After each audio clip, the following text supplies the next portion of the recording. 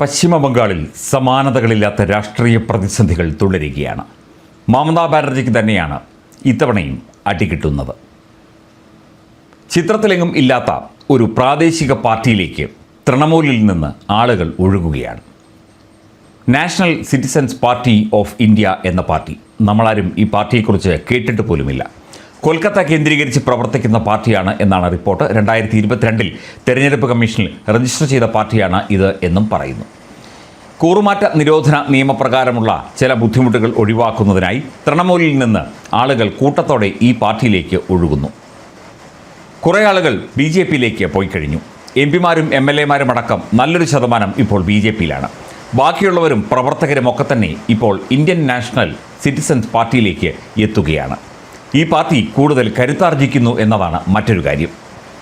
ഈ പാർട്ടിയെക്കുറിച്ച് കേട്ടുകേഴ്വി പോലും ഇല്ലാതിരുന്ന രാഷ്ട്രീയ നിരീക്ഷകരും അതുപോലെ രാഷ്ട്രീയ പ്രവർത്തകരും ജനങ്ങളും ഒക്കെ തന്നെ ഇപ്പോൾ ഈ പാർട്ടിയെക്കുറിച്ച് ധാരാളമായി കേട്ടു തുടങ്ങിയിരിക്കുന്നു. ഒരു ലോക്സഭാ തെരഞ്ഞെടുപ്പിൽ പോലും ഇതുവരെ ഇവർ മത്സരിച്ചിട്ടില്ല. പശ്ചിമ ബംഗാൾ നിയമസഭാ തെരഞ്ഞെടുപ്പിന് പിന്നാലെ തൃണമൂൽ കോൺഗ്രസിൽ ഉടലെടുത്ത കടുത്ത ആഭ്യന്തര ഭിന്നതയാണ് ദേശീയ രാഷ്ട്രീയത്തിൻ്റെ ചരിത്രത്തിൽ ഇന്നേവരെ കേട്ടുകേഴ്വിയില്ലാത്ത ഈ വിചിത്രമായ പ്രതിഭാസത്തിന് വഴിയൊരുക്കുന്നത്. പാർട്ടിയിലെ തർക്കങ്ങളെ തുടർന്ന് തൃണമൂൽ കോൺഗ്രസിൽ നിന്നും MP-മാരും പ്രമുഖ നേതാക്കളും കൂട്ടത്തോടെ പ്രാദേശിക പാർട്ടിയിലേക്ക് ഒഴുകുകയാണ്. ഒറ്റ രാത്രി കൊണ്ട് പാർലമെൻറ്റിൽ വലിയ അംഗബലമുള്ള 4ാമത്തെ ശക്തിയായി മാറാൻ ഈ പ്രാദേശിക പാർട്ടിക്ക് സാധിക്കുന്നു എന്നതാണ് മറ്റൊരു പ്രത്യേകത. അണികളും വോട്ടർമാരും പോലും അമ്പരപ്പോടെയാണ് ദേശീയ തലസ്ഥാനത്തെ ഈ നാടകീയ നീക്കങ്ങളെ നോക്കിക്കാണുന്നത്.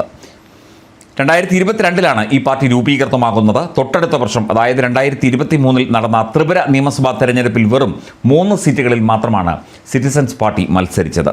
അവിടെ പോലും വലിയ ചലനമുണ്ടാക്കാൻ കഴിയാതിരുന്ന പാർട്ടിയിലേക്കാണ് ഇപ്പോൾ ലോക്സഭയിലെ പ്രതിനിധികൾ അടക്കമുള്ള ആളുകൾ ഒഴുകിയെത്തുന്നത്, അതും തൃണമൂലിൽ നിന്ന്.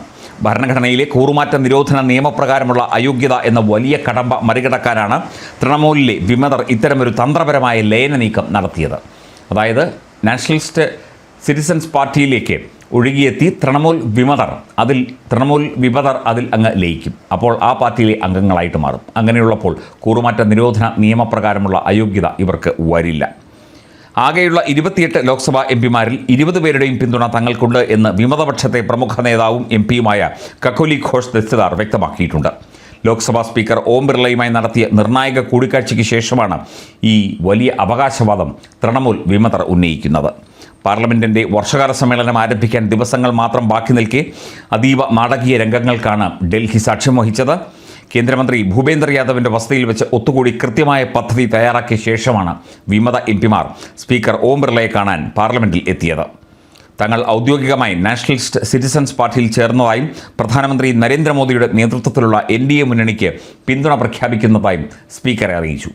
അതായത് BJPയിലേക്ക് നേരിട്ട് എത്തിയവരിൽ പലരുമുണ്ട്, അതുപോലെ തന്നെ ഈ പാർട്ടി വഴി NDAയിലേക്ക് എത്തുന്നവരുമുണ്ട്. BJPക്കാണ് ശക്തി കൂടുതൽ. മാത്രമല്ല, പ്രാദേശിക ഘടകത്തിൻ്റെ സ്വാധീനം കൂടിയാകുമ്പോൾ ബംഗാളിൽ അജയ്യരായി ഇനിയൊരിക്കലും തോൽപ്പിക്കാൻ സാധിക്കാത്ത പാർട്ടിയായി, കക്ഷിയായി BJP മാറും എന്ന കാര്യം കൂടിയുണ്ട്. അതായത് തൃണമൂൽ കോൺഗ്രസും മമതാ ബാനർജിയും തകർന്ന് തരിപ്പണമായിരിക്കുന്നു. മമതയുടെ രാഷ്ട്രീയ ജീവിതം ഇനി വെറും പുകമറ മാത്രമാണ് എന്നുള്ള ആ ഒരവസ്ഥയിലേക്ക് എത്തുകയാണ് പശ്ചിമ ബംഗാൾ രാഷ്ട്രീയം. ഒപ്പം ഡൽഹി രാഷ്ട്രീയവും ചൂടുപിടിച്ച് തന്നെ നിൽക്കുകയാണ് ഈ വിഷയത്തിൽ.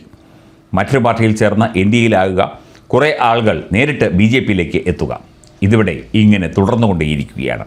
അവസാനം മമതാ ബാനർജി മാത്രമാകും തൃണമൂലിൽ എന്ന് പറയുന്നവരുമുണ്ട്.